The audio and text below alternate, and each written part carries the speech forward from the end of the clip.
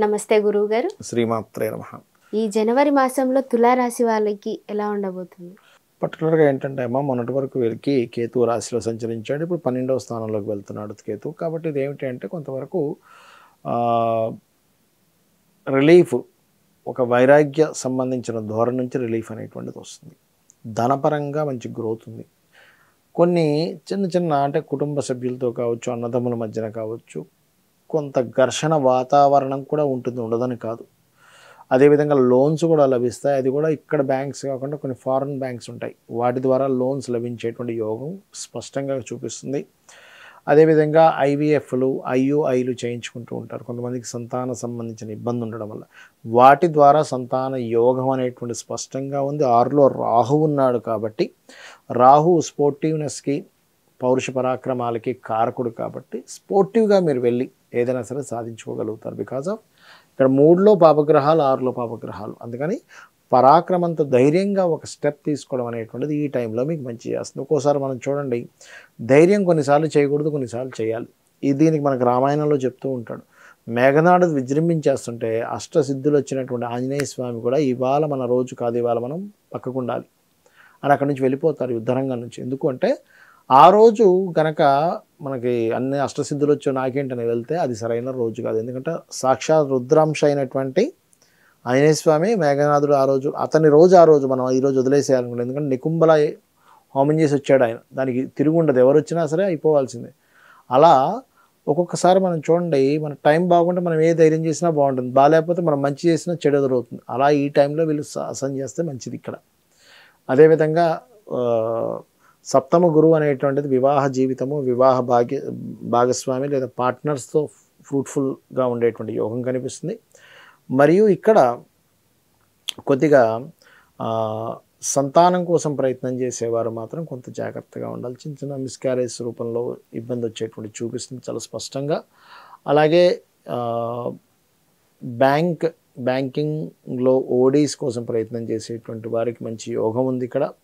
అదేవిధంగా జీవిత భాగస్వామికి ఏదైనా టీచింగ్ రిలేటెడ్, బ్యాంకింగ్ రిలేటెడ్ సంబంధించినటువంటి లేదా ధర్మాదాయ దేవాదాయ శాఖకు సంబంధించిన ఏదైనా ఉద్యోగం ప్రయత్నం చేసినట్లయితే ఈ లగ్నం వారి, ఈ రాశి వారికి యోగం అనేటువంటిది చూపిస్తుంది. ప్రమోషన్స్ లభిస్తాయి. కాకపోతే కాస్త ఇన్వెస్ట్మెంట్స్ చేసేటప్పుడు మాత్రం కాస్త చూసి ఇన్వెస్ట్మెంట్స్ చేయాలి ఈ యొక్క తులారాశి వారు. ఇక వీరు చేయవలసిన దేవతారాధన కాళికాదేవిని ఎక్కువగా ఆరాధించాలి. ఎంత కాళికా అమ్మవారిని, వారాహి అమ్మవారిని ఎంత ఆరాధిస్తే అంత బాగుంటుంది. అయితే గురువు గారు, మీరు ఇప్పటిదాకా గోచారం ఫలితాలు చెప్పారు కదా, సో ఇవే చూసుకోవాలా, ఇంకా వేరే ఏవైనా కూడా చూసుకోవచ్చా? గోచార ఫలితాలతో పాటు మన జన్మజాతక ఫలితాలను ఉంటాయమ్మా. అంటే మనం జన్మించినప్పుడు, ఇప్పుడు మీరు జన్మించారు, మీరు జన్మించినప్పుడు ఉన్న గ్రహస్థితి అనేది ఒకటి ఉంటుంది. ఇది ఎట్లా తెలుసుకోవాలి అంటే మీరు జన్మించినప్పుడున్న సమయం తీసుకోవాలి. దీని ద్వారా లగ్నం తెలుస్తుంది. లగ్నం ద్వారా ఏంటంటే మనిషి ఏమిటి, అసలు ఆ వ్యక్తి ఏమిటి అనే విషయం తెలుస్తుంది. అదేవిధంగా సమయం ద్వారా లగ్నం ఎలా తెలుస్తుందో date, month, year, time, place of birth, వీటి ద్వారా ఆ వ్యక్తి జన్మించినప్పుడు నుంచి ఉన్నటువంటి గ్రహస్థితి తెలుస్తుంది. వీటి ద్వారా ఏమిటి లాభము అంటే, మీరున్నారు, మీకు ధనం ఏ రూపంలో వస్తుందో తెలియాలంటే మీ ధనాధిపతిని పట్టుకోవాలి. మీకు ధనం ఇచ్చేవాడు అసలు ఎవరు, ఆ ధనాధిపతిని మనం తెలుసుకోవడం ద్వారా ఏం తెలుస్తుందంటే మీరు ఏ రంగాల్లో బాగా కలిసి వస్తుంది, ఎప్పుడు మీరు ధనం ఇన్వెస్ట్మెంట్ చేయాలి, ఎప్పుడు ఇన్వెస్ట్మెంట్ చేయకూడదు. కొంతమంది షేర్స్లోని, మ్యూచువల్ ఫండ్స్లో ఇన్వెస్ట్మెంట్ చేస్తుంటారు. రైట్ టైంలో ఇన్వెస్ట్మెంట్ చేస్తే డబ్బులు వస్తాయి, రాంగ్ టైంలో ఇన్వెస్ట్మెంట్ చేస్తే పోతాయి. అది తెలుస్తుంది. అలాగే కుటుంబ వ్యవహారాలు తెలుస్తాయి, కుటుంబంతో ఉండే రిలేషన్స్ తెలుస్తాయి సెకండ్ హౌస్ వల్ల. ఇప్పుడు థర్డ్ హౌస్ రీడింగ్ అని ఉంటుంది ఆస్ట్రాలజీలో. ఈ థర్డ్ హౌస్ రీడింగ్ వల్ల ఏమిటంటే మీకు అన్నదమ్ములతో సఖ్యత ఎలా ఉంటుంది. కొంతమందికి అన్నదమ్ములతో గొడవలు ఉంటాయి, కొంతమందితో మోసపోతారు, కొంతమంది వాళ్ళే సపోర్ట్ చేస్తారు. అది మీరు తెలుసుకున్నారనుకోండి, ఓకే నేను అన్నదమ్ములతో వెళ్తే ఇబ్బంది అవుతుంది. అలాంటప్పుడు ఏదైనా బిజినెస్ అనుకుంటే వెళ్ళరు. అలాంటప్పుడు ఎందుకు గొడవలు వస్తాయని తెలిసింది, దూరంగా ఉంటారు.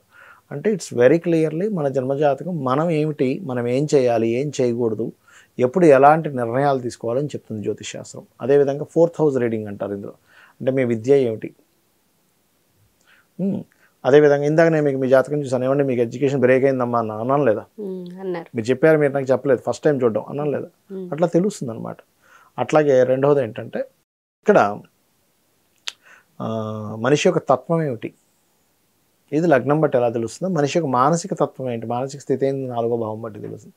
తల్లిదండ్రులకు ఎట్లా ఉంటుంది, అదేవిధంగా ఒకవేళ మీరు గృహం కొనుక్కుంటే ఎప్పుడు కొనుక్కుంటే మంచి, చాలామంది తెలియక రాంగ్ టైంలో కొనుక్కుంటారు. రాంగ్ టైంలో కొనుక్కోవడం వల్ల ఇబ్బంది పడతారు. రైట్ టైంలో కొనుక్కోవాలి, రైట్ డైరెక్షన్లో. అన్ని డైరెక్షన్స్ మంచివే, ఒక్కొక్క పేరుని బట్టి ఒక్కో డైరెక్షన్ మంచిది. వాస్తంతా మంచిదే, కానీ ఎవరికి ఏది పనికి వస్తుందని తెలుసుకోవాలి. ఎలా అంటే సింపుల్ ఎగ్జాంపుల్, బ్లడ్ గ్రూప్స్ ఉంటాయి. రక్తం అంతా ఎర్రగానే ఉంది కానీ ఏ రక్తం పడితే ఆ రక్తం ఎక్కించుకుంటామా? ఎక్కించుకోము. ఎందుకు? అది రివర్స్ అవుతుంది మనిషికి. బికాజ్ ఆఫ్ సేమ్ గ్రూప్ ఎట్లా పెట్టుకుంటామో మీకు కలిసి వచ్చేటువంటి దిశలో మీరు ఉండాలి. అదేవిధంగా వివాహ సమయం కూడా చాలామంది తెలియక వివాహం అవ్వట్లేదని, ఎన్ని సంబంధాలు చూసినా కుదరట్లేదని బాధపడుతూ ఉంటారు. ఇక్కడ బాధపడడం కాదు, ఎప్పుడు ఆ సమయం ఉందో తెలుసుకోవాలి. ఇప్పుడు నేను ఉన్నాను, రాత్రి అర్ధరాత్రి 1 గంటకి 2 గంటలకి 3 గంటలకి మాటిమాటికి డోర్ తెరిచేసి అయ్యో సూర్యుడు రాలేదంటే బాధపడితే ఎలా ఉంటుందమ్మా చూసేవాడికి? 6:30కి సూర్యోదయం, నువ్వు 1 గంటప్పుడు లేచి బాధపడతావు ఎందుకు? అంతే కదా. సో టైము, ఎప్పుడు వివాహ సమయం ఉంది అప్పుడు చేసుకుంటే వాళ్ళ లైఫ్ బాగుంటుంది. ఎప్పుడు లేదో మనం ఆ టైంలో, లేని టైంలో మనం వెతుకుతూ ఉంటాం. ప్రతి మనిషికి 3 నుంచి 5 సార్లు ఉంటుంది వివాహ యోగం అనేటువంటిది. ఆ పర్టికులర్ టైమ్స్ ఎప్పుడు వచ్చాయో వాళ్ళకు ఉన్నటువంటి ఆర్థిక పరిస్థితిని, ఇప్పుడు వచ్చింది కదా టైం వచ్చింది కానీ చేసుకోలేము, ఆర్థిక పరిస్థితి బాగోదు ఆ టైంలో, ఇంకోసారి ఇస్తాడు భగవంతుడు ఛాన్స్, ఇంకోసారి ఇస్తాడు. అలాగా గ్రహాల యొక్క కదలికల మూలంగా ఆ టైం చూసుకొని చేసుకోవాలి. అదేవిధంగా ఇన్వెస్ట్మెంట్స్ కావచ్చు, సంతాన అభివృద్ధి కావచ్చు, లేకపోతే దాని ఏమంటారు జాబ్ కావచ్చు, బిజినెస్ కావచ్చు, ఇవన్నీ కూడా మన జన్మజాతకంలో ఉంటాయి. ఇక్కడ మీకు సందేహం కలుగుతుంది, మరి ఇవన్నీ మన జన్మజాతకంలో ఉంటే ఇప్పుడు కూర్చోబెట్టి ఈ రాశి ఫలితాలు ఎందుకు చెప్పారు అని. ఇది ఎలా అంటే అమ్మా, ఇప్పుడు మీరు ఉన్నారు, స్టూడియోకి వస్తున్నారు, అక్కడి నుంచి ఇక్కడికి రావాలి, ఒక అరగంట పడుతుందా మీ ఇంటి నుంచి ఇక్కడ రావడానికి? పడుతుంది. అదే బాగా ట్రాఫిక్ జామ్ ఉంది, ఎంత టైం పడుతుందమ్మా? గంట పడుతుంది. బాగా వర్షం పడుతుంది, ఎక్కువ టైం పట్టచ్చు కూడా. ఒకసారి వస్తున్న వెహికల్ ఆగిపోయింది, ఇంకెక్కువ టైం పట్టచ్చు. అంటే ఏమిటి? మీ చేతుల్లో లేకుండా ఇంకోటి బయట ఉండే పరిస్థితి కూడా మిమ్మల్ని ఆపుతూ ఉంటుంది. మీరు ఆరోగ్యంగానే ఉన్నారు, నడవగలరు, మాట్లాడగలరు, అంత ఆరోగ్యంగా ఉంది, ఏ ప్రాబ్లం లేదు, నేను కూర్చో యాంకరింగ్ చేయడానికి నేను రెడీగానే ఉన్నాను. కానీ వచ్చే తోవ హాఫ్ అన్ అవర్లో రావాల్సింది 1 అవర్, 1.5 అవర్, ఒక్కోసారి 45 మినిట్స్ ఎందుకు పడుతుంది? బికాజ్ ఆఫ్ మధ్యలో ఉండేటువంటి పరిస్థితి. ఈ పరిస్థితిని ఇలా ఉంది కాబట్టి, బయట బాగా వర్షం పడుతుంది కాబట్టి, లేకపోతే బయట ఎక్కువ ట్రాఫిక్ ఉంటుందేమో కాబట్టి నేను ఒక అరగంట ముందు బయలుదేరుతానని మీరు డిసైడ్ అయితే టైంకి రాగలుగుతారు, అదర్వైజ్ రాలేరు. ఈ పరిస్థితే గోచారం. ప్రజెంట్ ఈ మంత్ సిచ్యువేషన్ ఏమిటి, దీనికి నేను ఎలా ఉండాలి, ఎలా స్పందించాలి, ఎలా సిచ్యువేషన్స్ని ఎట్లాగా హ్యాండిల్ చేయాలి, ఎట్లా ప్లాన్ చేసుకోవాలి, ప్లానింగ్ని మీకు స్పష్టంగా చెప్పేది ఈ గోచారం. అందుకని గోచార ఫలితాలు చెప్పుకుంటూ మన జన్మజాతక ఫలితాలను చూసుకోవాలి. చాలామందికి జాతకము తెలియదు, గోచారం చూసుకోవడం అర్థం కాదు, వాళ్ళ డేట్ ఆఫ్ బర్త్లు తెలియవు. అప్పుడేం చేయాలి అంటే, నిత్యము ఉదయం సాయంత్రం చక్కగా లలిత కానీ విష్ణు సహస్రనామాలు కానీ చదువుకుంటూ, గోశాలకు వెళ్ళే అలవాటు ఉంటే గోశాలకు వెళ్ళి గోవులకి ఏదైనా తినిపిస్తూ, భగవంతుడిని శరణాగతి అంటారు దాన్ని. అంటే నాకు ఇవి ఏమీ తెలియవు, నీ పాదాలు నేను పట్టుకున్నాను తల్లి, నన్ను నువ్వు నడిపించు, నా పని నేను చేసుకుంటూ ఉంటా, అన్నిట్లో నేను చూసుకుంటాను, వెళ్తూ ఉంటే అమ్మవారే రక్షిస్తుందని మనకి దేవీ భాగవతంలో ఉంది.